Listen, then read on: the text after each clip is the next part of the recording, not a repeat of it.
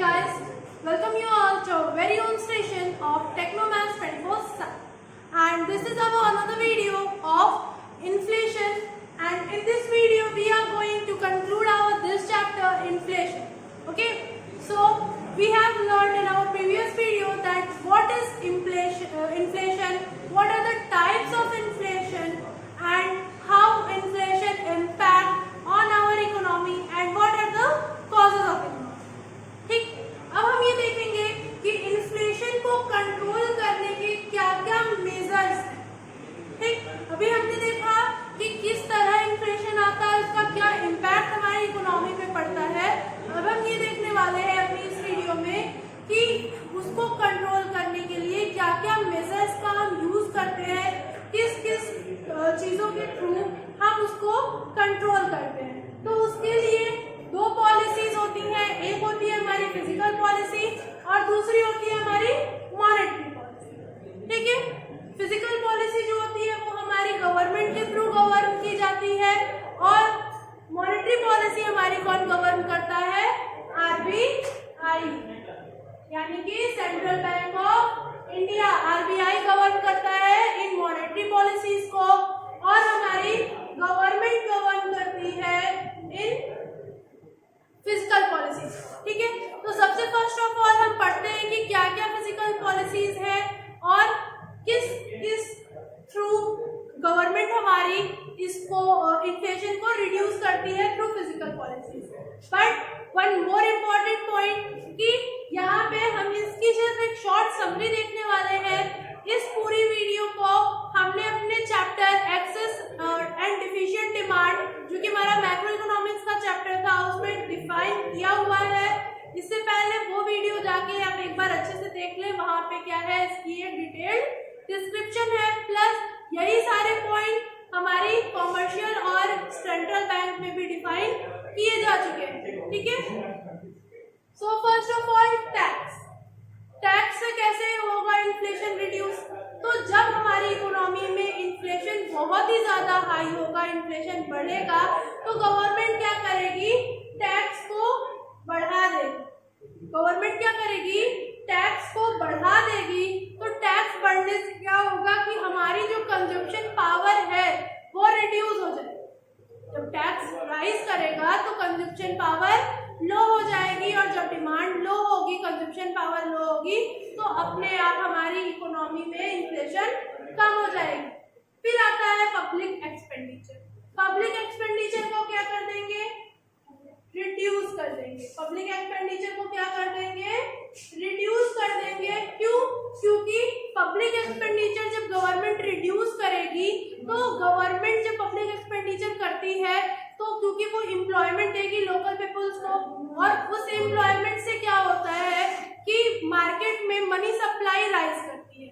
तो अगर हम पब्लिक एक्सपेंडिचर को रिड्यूस कर देंगे तो तो जो हमारी मनी सप्लाई होगी हमारे मार्केट में वो क्या हो जाएगी, कम हो जाएगी, रिड्यूस हो जाएगी, जिससे कंजप्शन पावर कम हो जाएगा. फिर हमारा आता है पब्लिक डेट्स. पब्लिक डेट्स, और हम इसे क्या कर सकते हैं, पब्लिक बोरोइंग डेट्स. ये क्या होते हैं कि जब हमारे मार्केट में इन्फ्लेशन राइज करता है तो गवर्नमेंट क्या करती है कि पब्लिक से लोन ले लेती है. पब्लिक से गवर्नमेंट लोन ले लेती है और जब वो गवर्नमेंट ने पब्लिक से लोन लिया तो क्या होगा, पब्लिक के हैंड में जो कैश है वो कम हो गया, उनकी परचेजिंग पावर जो है वो रिड्यूस हो गई. और जब वो परचेजिंग पावर रिड्यूस हो गई तो क्या होगा कि वो कम से कम ट्रांजैक्शन कर पाएगा. तो क्या होगा, पब्लिक डेट्स को हम इंक्रीज कर देंगे. फिर आता है हमारा डेफिसिट फाइनेंसिंग. डेफिसिट फाइनेंसिंग में क्या होगा कि गवर्नमेंट जो है वो आरबीआई को बोलेगी कि आप अब ये जो मनी करेंसी है, करेंसी की सप्लाई को कम कर दीजिए, यानी कि करेंसी को प्रिंट करना बंद कर दीजिए. तो जब अगर इन्फ्लेशन होगा तो क्या होगी, मार्केट में करेंसी सप्लाई कम करने के लिए करेंसी की प्रिंटिंग रोक दी जाएगी या कम कर दी जाएगी. ठीक है, तो ये थे फिजिकल पॉलिसी जिसके थ्रू गवर्नमेंट इन्फ्लेशन कंट्रोल करती है. कैसे, टैक्सेस को बढ़ा देती है, पब्लिक एक्सपेंडिचर कम कर देती है, पब्लिक डेट्स को इंक्रीज कर देती है और डेफिसिट फाइनेंसिंग को डिक्रीज कर देती है। आप कह सकते हैं कि जो हमारी करेंसी की सप्लाई है उसको कम कर देती है। अब हम आते हैं मॉनेटरी पॉलिसी पे। तो मॉनेटरी पॉलिसी हमारी आरबीआई के थ्रू गवर्न होती है और इसके भी दो टाइप्स है, क्वालिटेटिव एंड क्वांटिटेटिव। तो सबसे फर्स्ट ऑफ ऑल हम पढ़ते हैं कि क्वालिटेटिव क्या है। फर्स्ट है हमारा मार्जिन। क्वालिटेटिव में फर्स्ट हमारा आता है मार्जिन, और मार्जिन से क्या होगा कि हमारी जो इकोनॉमी है उस इकोनॉमी में हमारे रेट के थ्रू हमारा जैसे हमारा जो कोलेट्रल है या हमारी जो रेट है उसके थ्रू हमें जो उस पर लोन मिलने वाला है वो क्या होगा, कम हो जाएगा। यानी कि अगर हम सपोज 1 लाख की सिक्योरिटी रखते हैं और उस पे हमें सिर्फ अगर 90,000 का लोन मिल रहा है तो हम एक बार ले लेंगे, बट जब इन्फ्लेशन होता है तो क्या करती है गवर्नमेंट, इस मार्जिन को हाई कर देती है। और इस मार्जिन के हाई होने से क्या होगा कि सपोज हमें जो 90,000 का लोन मिल रहा था वो कितने का मिलेगा, 60 का मिलेगा या 50 का मिलेगा। तो हम क्या करेंगे, लोन लेना बंद कर देंगे या लोन लेना कम कर देंगे। क्यों? क्योंकि हमारी 1 लाख की सिक्योरिटी पे हमें बस 60,000 का ही लोन मिल रहा है जहां हमें 90,000 का लोन मिल रहा था। तो हम क्या कर देंगे, लोन लेना कम कर देंगे। जब हम लोन लेना कम करेंगे तो हमारे पास जो पैसे की सप्लाई है वो कम हो जाएगी, करेंसी सप्लाई मार्केट में कम हो जाएगी और अपने आप ही हमारा जो अमाउंट है यानी इन्फ्लेशन है वो रिड्यूस हो जाएगा। फिर आता है राशनिंग। ठीक है, राशनिंग कैसे इफेक्ट करने वाला है।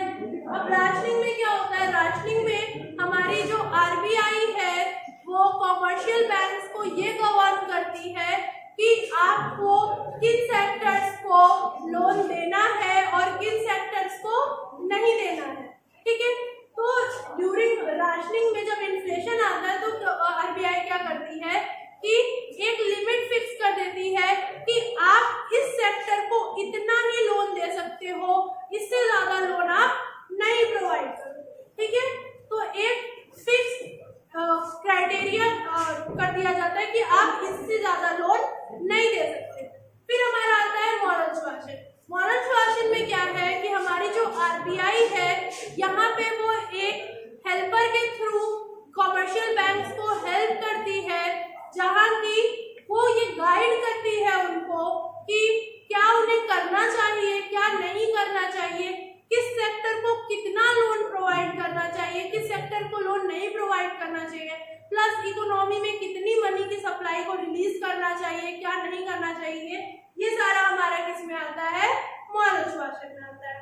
फिर अब हम आते हैं अपने क्वांटिटेटिव पे।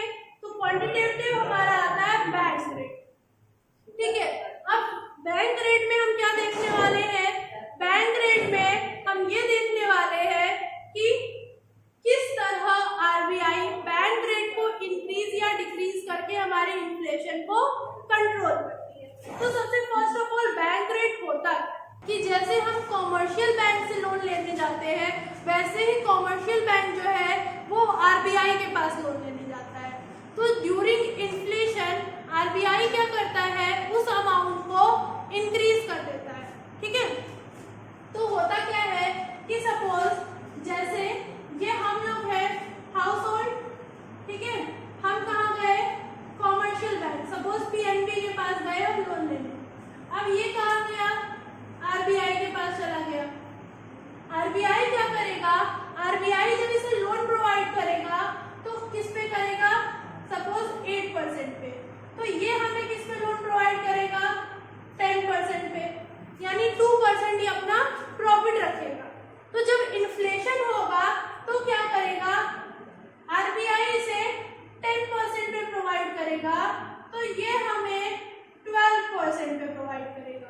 ठीक है, तो यानी कि जो हमारा इंटरेस्ट रेट है वो यहाँ हाई हो जाएगा।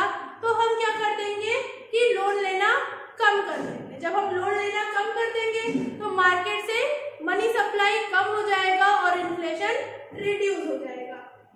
सीआरआर और एसएलआर यानी कि कैश रिजर्व रेशियो और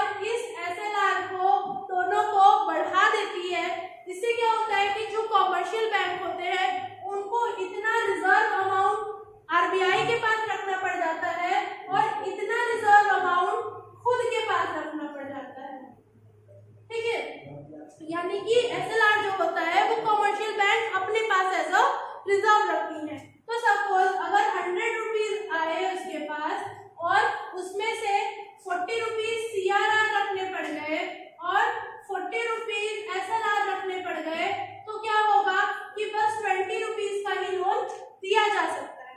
ठीक है, तो यानी कि लोनिंग पावर जो उस बैंक की थी वो क्या हो गई, रिड्यूस हो गई, कम हो गई, जिससे क्या होगा कि हमारी इकोनॉमी में मनी सप्लाई रिड्यूस हो जाएगी और डिमांड कम हो जाएगी, और जब डिमांड कम होगी तो अपने आप इन्फ्लेशन क्या होगा, कम हो जाएगा।